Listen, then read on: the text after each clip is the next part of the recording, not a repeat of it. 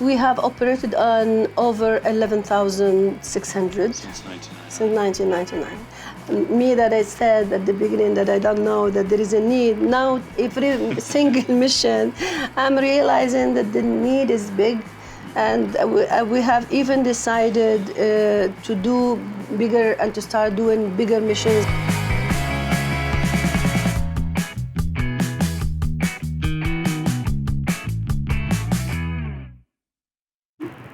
Hi from Amman, Jordan. My name is Ramsey Hamadan, Senior Advisor for the MENA region, Middle East, North Africa.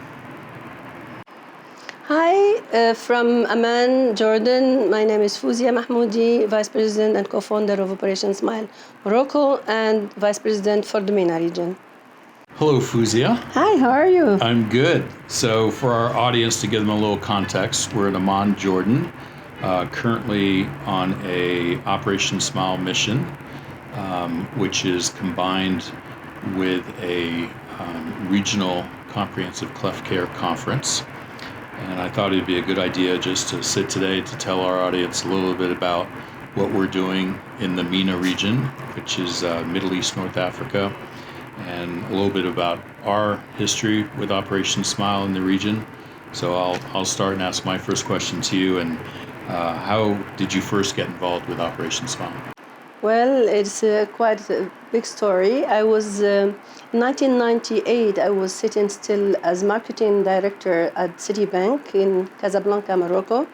And I've heard about Operation Smile from my boss, who was Riza Ghaffari at that time. And he asked me to develop something with Operation Smile. So I was in touch with the Citigroup Foundation in the States.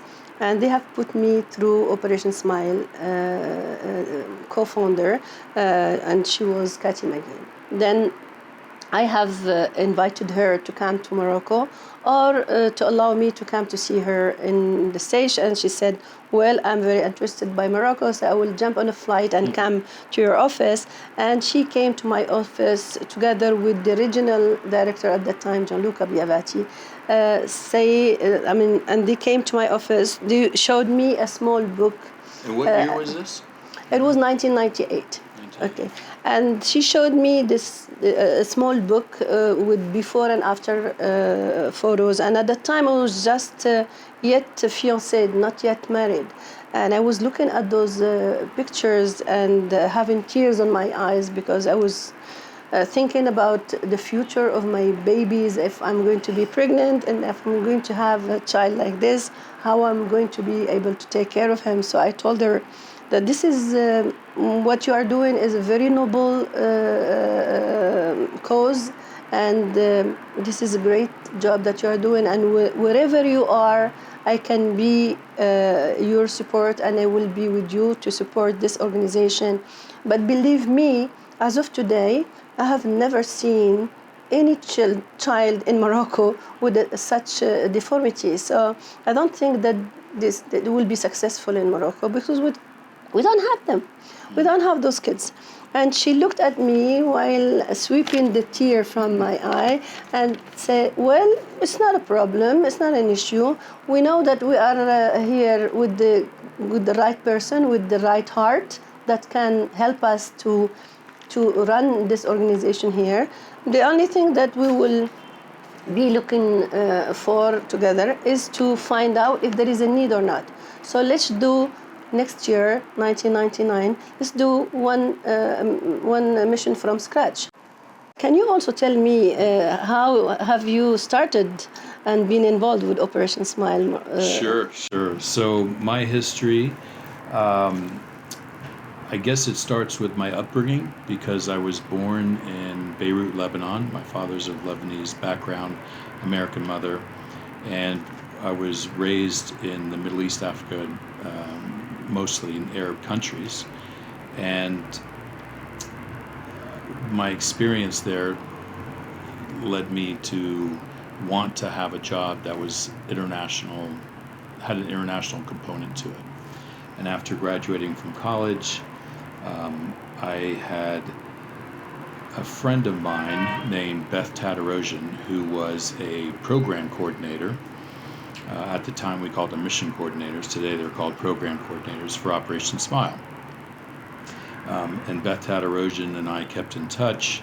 I was living in Chapel Hill, North Carolina. She was working for Operation Smile. And one day she called me up and she knew I was interested. She said, "Hey, can you come up to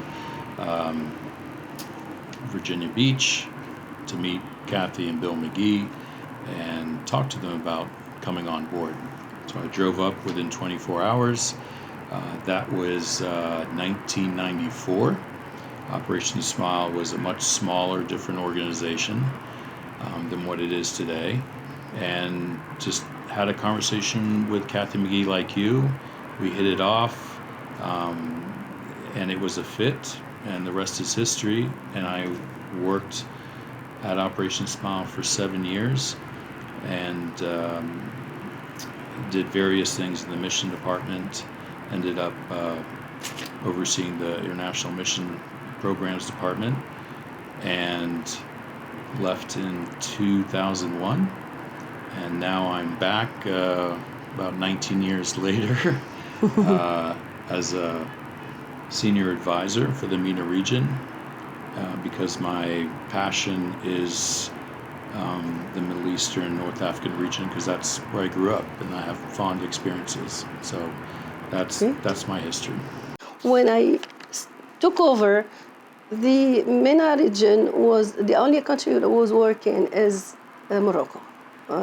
Morocco was having a lot of missions, while Egypt was closed for 5 years, and I had to reopen it. So I said, if I'm going to take MENA region, the first thing I should do is to reopen Egypt, because the need in Egypt is big, and we have like 3 newborn each year with cliff lip and cliff palate. And if I'm not going to be there, I don't see myself taking the region. So I would like to reopen this country. And this was the first step that I have done. I have reopened Egypt, and thanks God, now it is working very well. We are doing a lot of missions. We are creating a lot of smiles, and I'm very happy about this. The next step is Jordan, where we are now.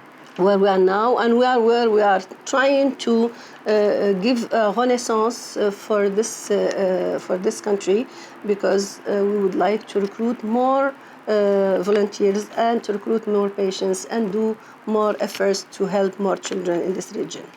And something we should share with our audience is our history, because Morocco was, we first met in Morocco when we did our first mission in 1999. Exactly. And we obviously hit it off, and we both speak French, which was helpful in Morocco since the second language there is French. And Morocco has really blossomed into a really shining beacon of what can become when you start with one mission and now look at everything else. I remember this very well. I remember that I have learned a lot from you, Ramsey, because you were my mentor. I can say it even now, loudly. I'm very proud of that because you were really very attentive to every single details. You are taking care of all the volunteers as appropriate, and this has allowed me to handle the missions and to do whatever I'm doing now. Yeah. I'm very proud that today we are celebrating our 20th anniversary in Morocco, and we are doing it by having a very aggressive program through the whole year of 1999. So it is going to be even more beautiful smiles to the children. And give our audience kind of some context. Since 1999 was the first mission, we're now in 2019. About how many patients have we screened or operated on? We have operated on over 11,600 since 1999. Since 1999.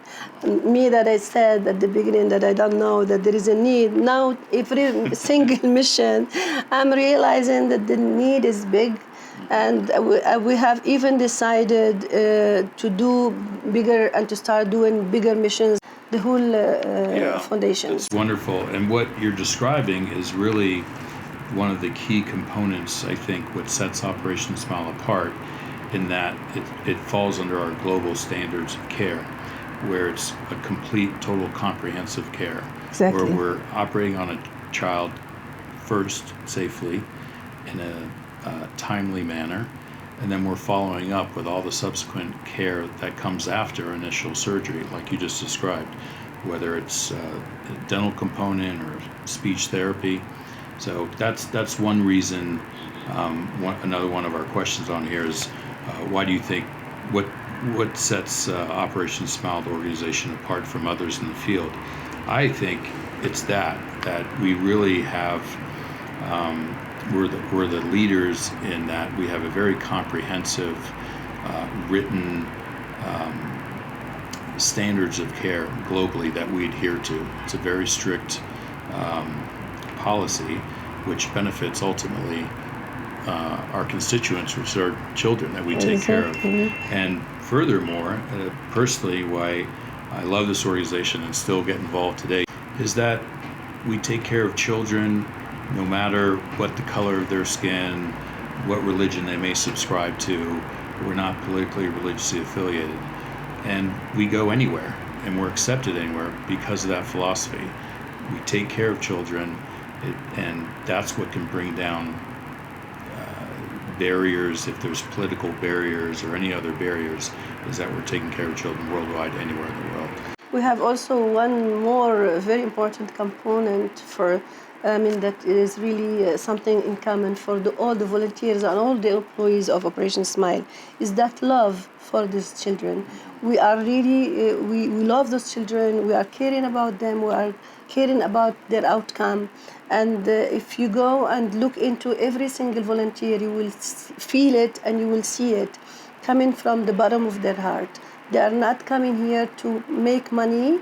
They are not coming here to make a reputation, because they are having already their big reputations.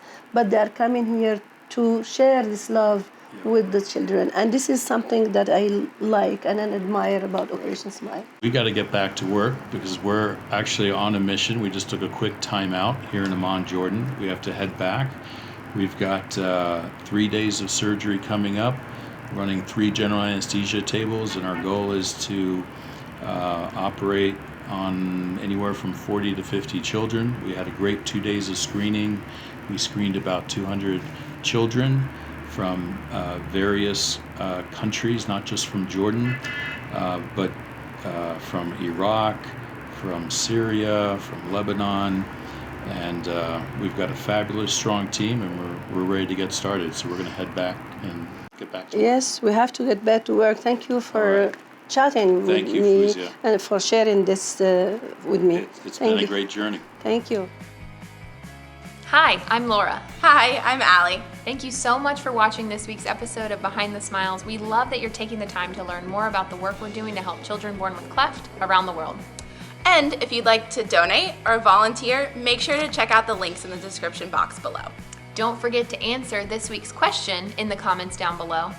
And subscribe and hit that bell so you don't miss a video. We post every other Wednesday.